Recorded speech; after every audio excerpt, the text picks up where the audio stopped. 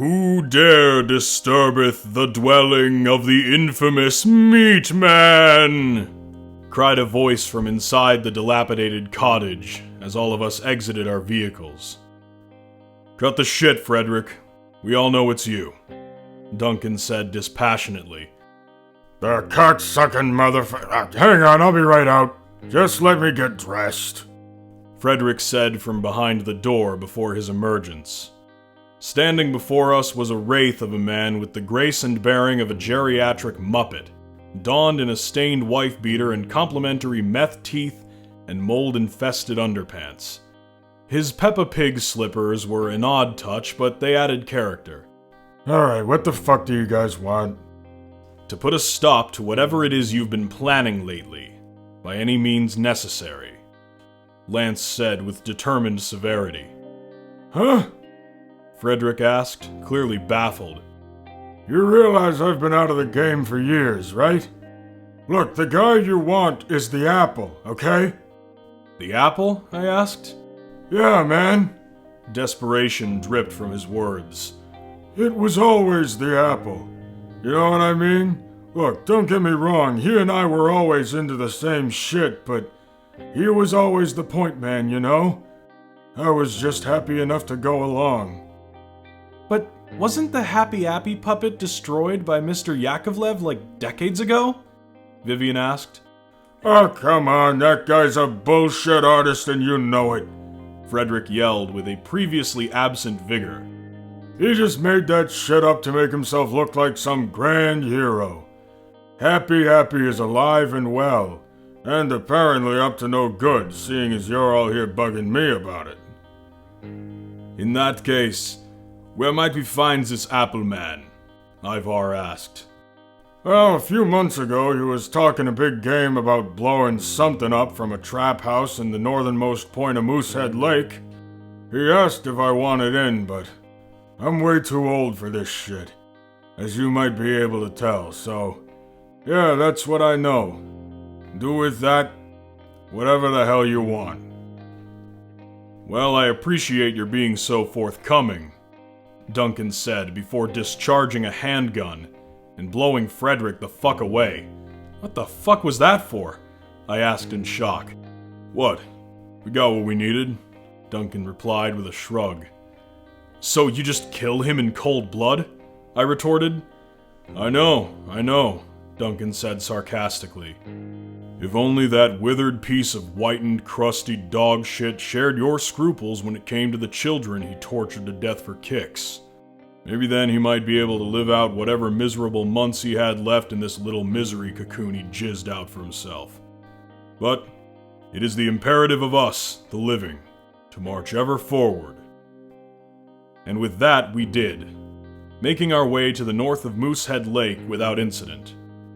This place was even more derelict than the loon shit-painted cabin we had just come from. Phrases such as, "the ass was fat," and "suck zone," were graffitied on the walls, and the whole building appeared to be falling in on itself. We entered the building as silently as possible, until the dim light of a small lamp elucidated our surroundings. All around us were things par for the course in a trap house. Glass pipes, sleeping bags, small organized piles of garbage and the sort. The only thing out of place was the apple standing on two legs, with one small arm gripping the lamp's cord switch.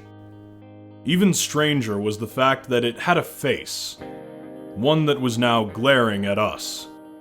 Stranger still was how familiar this particular anthropomorphized apple appeared. All at once, it clicked.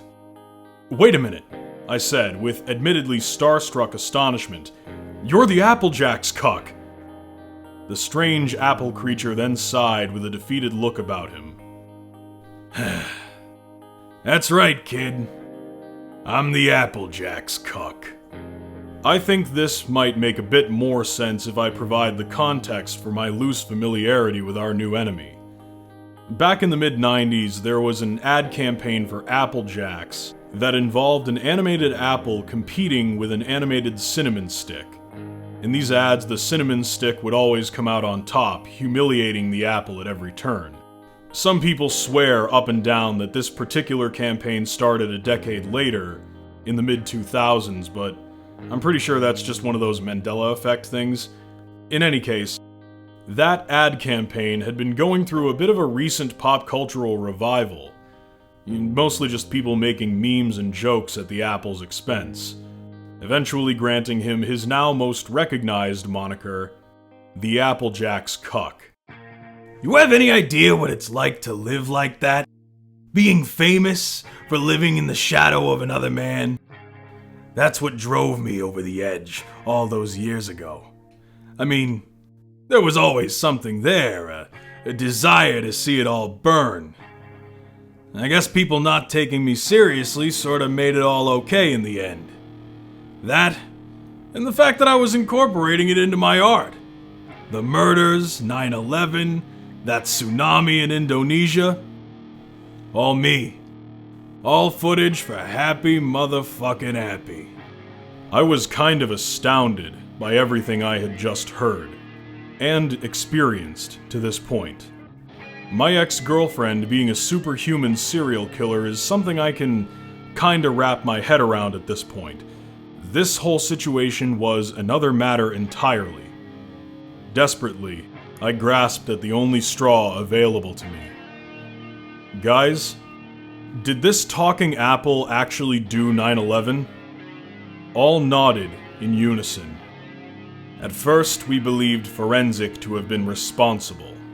But now it's clear the mastermind was always right under our noses, Lance said contemptuously.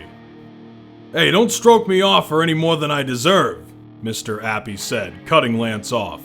I was just a pitch guy, and a consulting project manager. Those intelligence industry dickheads were already looking for an excuse to go to war. I just happened to be the guy in the room with the best suggestion. It's one of the advantages of being an actor. If you're big enough, they'll let you coast by as a CIA asset. Yeah, sure, sometimes they put you to work, but I've never minded it. See, I've never been one for scruples. But why now? Vivian asked. You've been out of the game for years. Why the sudden break from retirement?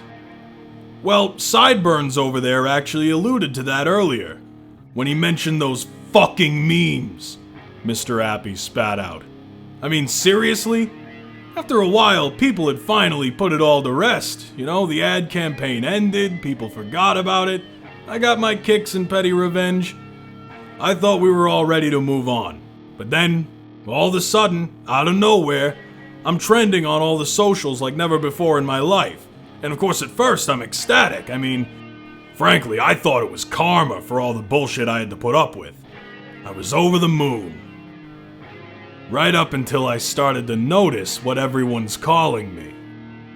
What you called me when we first met just now, the Applejack's Cuck said as he turned his gaze to me in particular.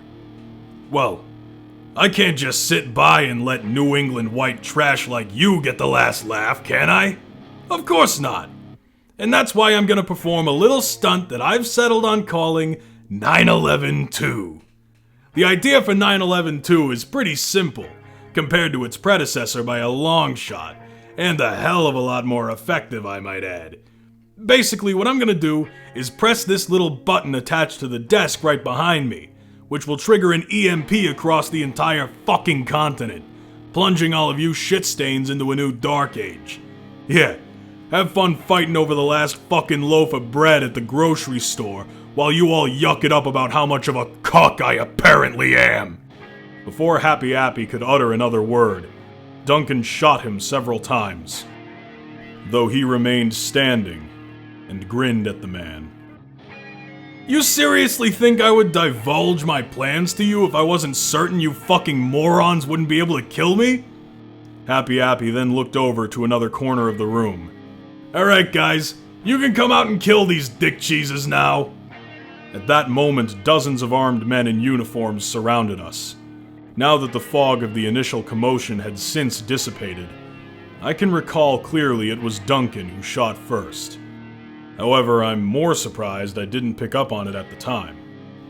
As far as I could see, Duncan and Ivar were lighting up every one of those masked, uniformed men they could see. Speaking of their uniforms, I didn't really recognize anything about them. Nothing about the way they dressed seemed indicative of any culture or group with which I was familiar. It kinda looked like a white lab coat with some red thing on the shoulder. Anyway, Vivian bolted back into the van, presumably to grab her mech suit. Lance provided cover for her on that end. I wasn't really able to do much since a couple of the unarmed guards charged me from both sides. At first, my training with Ivar kicked in, and I took a defensive position. After a few seconds, it was clear that neither of the men were able to inflict that much pain on me. Upon noticing that, I gave one of them a hefty haymaker, unintentionally knocking his head clean off. When the other saw this, he immediately went for the gun on his waist, but I managed to rip his arm off before he could reach it. I may have spent a bit too much time reveling in my newfound capabilities, because I was woefully unprepared for the sudden sharp pain in my chest that followed a loud bang.